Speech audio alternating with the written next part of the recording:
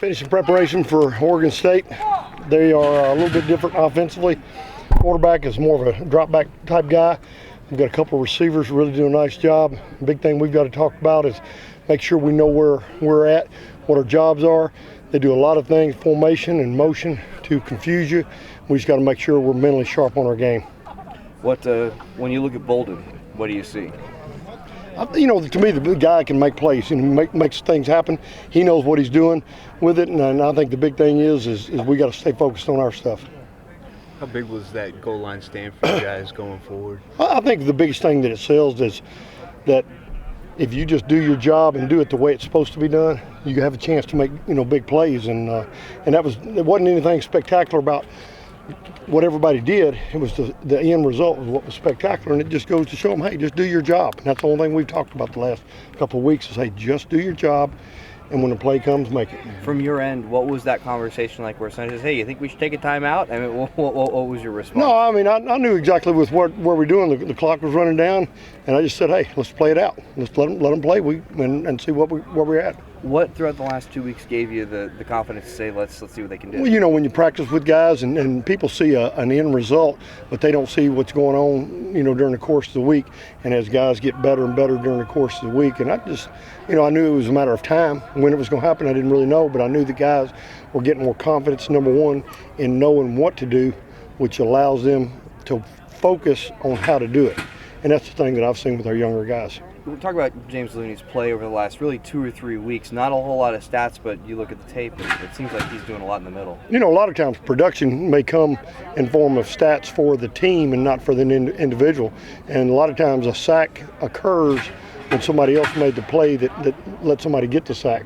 And that's what James has done. He's a focal point of for offenses, and all he does is do his job. And his job right now is to draw all the attention and then just stand up and take care of his business. How well do he and Saffel play off each other? Oh, I think they're really good. The big thing is one, they're talented players, but their level of intensity is the difference, and I think they feed off each other for that.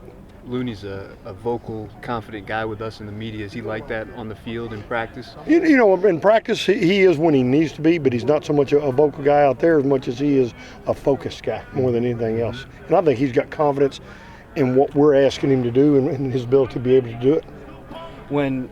When he came up with that tackle, was it any surprise that it was Looney who came up? No, I mean, it's a matter of Looney was the one who had the opportunity, the way everything was blocked, and he was the guy that was set up for it. And I would expect James to make the play when it comes to him, and that's just all he did. It seems like the last 2.5 games, the yards per carry are way down for the opponents. What do you attribute that to? Just guys playing within the scheme and understanding their role, and I think that's the biggest key more than anything else.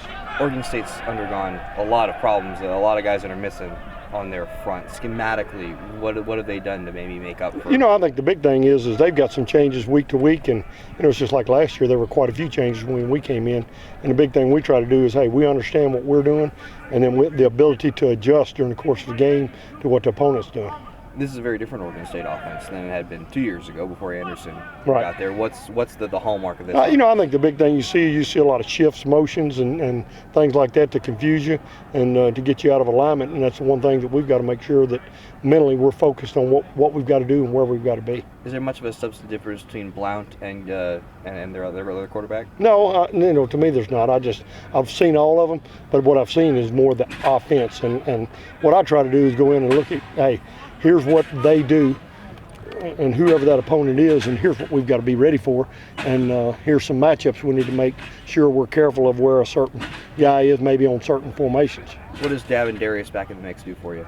He does a lot for us. It has allowed us to develop some depth when those guys were out, and now we gained some depth, by getting those guys back. We got more numbers. What do you thought of Hawkins' play over the last? He's really come along, and I would say probably the week before we went to Australia, he kind of flashed a little bit, and every week he's gotten better and better. And the one thing about him is his ability to stay tuned in and locked in mentally has brought about a lot of the plays. What went into moving him from corner to safety?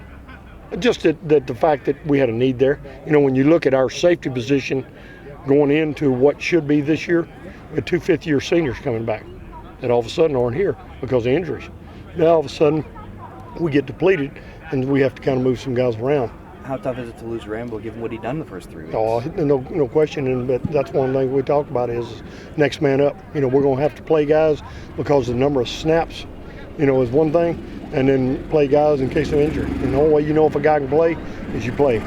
Having them out there for 42 minutes the other day, folks had said, hey, if you want to beat Cal, keep their defense on the field. But what is that? What is the ladies say? We look at time of possession, we look at plays, but in this league, you got to figure that you're going to play at least 80 every week. And we wound up playing a little bit more than that. They were a huddle offense, which eats up some of that time. It's more the snaps that we look at. And, 97 snaps is a lot. But I know a couple of years ago we had a 3-game stretch of 330 snaps in 3 games. So it's not as bad as some of the stretches we've had in our past. Amazing you can keep a straight face and say 330 snaps in 3 weeks. Coach, the offense also ran a season-low 13 run plays during the game against Utah. Did you find yourself wanting to lobby for maybe more? No, I really don't ever pay attention to what our more. Not really. I don't pay much attention to what our offense is doing. It's just we go on the field wherever the ball is laid out there, and whatever the situation, our job is to stop them wherever that's happening. That's good. All right. Thank you.